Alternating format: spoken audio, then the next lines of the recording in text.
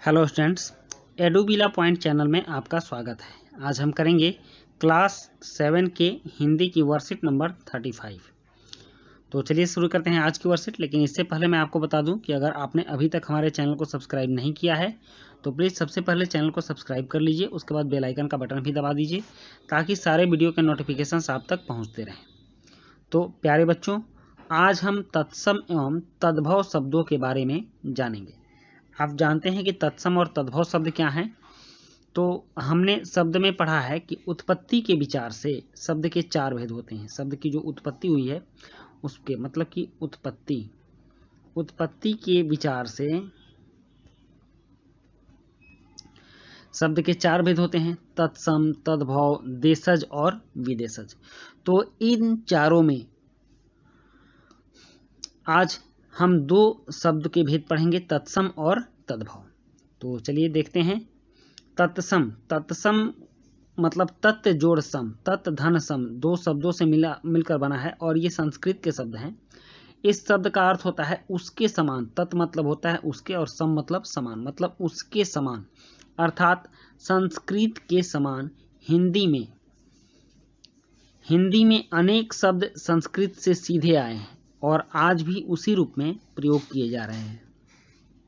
अतः संस्कृत के ऐसे शब्द जिसे हम ज्यों का त्यों प्रयोग में लाते हैं तत्सम शब्द कहलाते हैं, जैसे अग्नि, वायु, पुष्प, करुणा, प्रकाश, पत्र, सूर्य आदि। मतलब कि संस्कृत भाषा के वे शब्द जिनका प्रयोग हिंदी भाषा में ज्यों का त्यों किया जाता है, उन सभी शब्दों को तत्सम शब्द कहते हैं। उसके बाद है तद्भव शब्द। तद्भव का मतलब होता है तत् धन भव, मतलब कि उससे होना, मतलब उससे हुआ। भव मतलब होना होता है और तत् मतलब उससे, जो शब्द उससे मिलकर बना है।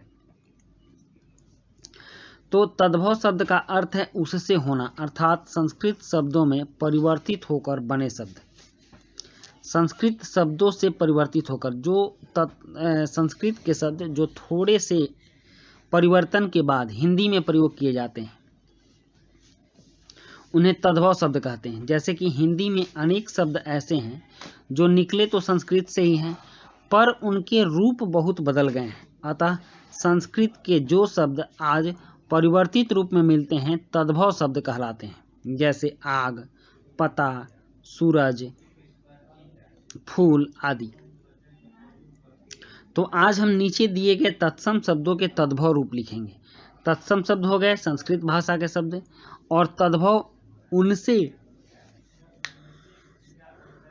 जो शब्द हिंदी भाषा में बने। जैसे यहाँ दिया हुआ मस्तक, तो मस्तक से हिंदी भाषा में आया है माथा। मस्तक से आया है माथा। और कपोत शब्द है, तो कपोत से आया है कबूतर। कपोत से क्या आया है? कबूतर आया है। उसी तरह सर्प है, तो सर्प से क्या आया है? सर्प से आया है सांप। सर्प से, तो सर्प हो गया तत्सम शब्द और सांप हो गया तद्भव शब्द। और बानर है, तो बानर से क्या हो गया? बानर से हो गया बंदर।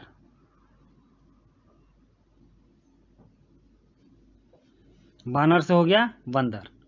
वाष्प है, तो वाष्प से हो गया भाप।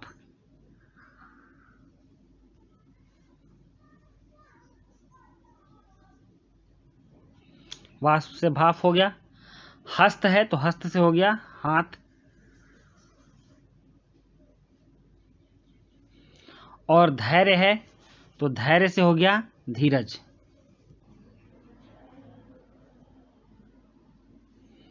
धैर्य से लिखेंगे धीरज। उसके बाद नयन है, तो नयन से नयन हो जाएगा। और फिर मृत्यु है, तो मृत्यु का तद्भव होगा मौत।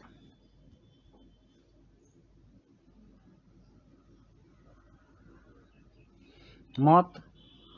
और बधु है, तो बधु से हो गया बहु।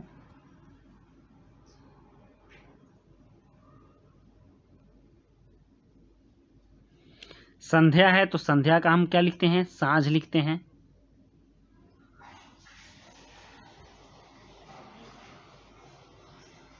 साँझ।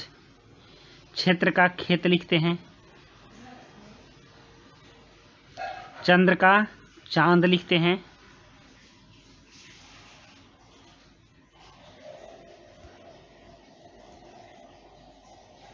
उसी प्रकार क्षीर का हम खीर लिखते हैं।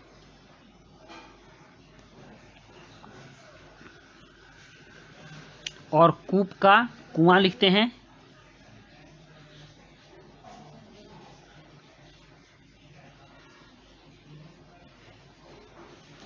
कुआं और ग्राम से गांव।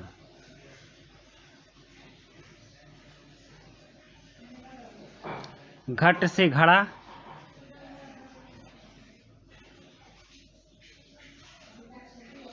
और घृत से घी। घृत का क्या लिखते हैं? घी लिखते हैं। आम्र का आम लिखते हैं। और पुष्प का फूल लिखते हैं।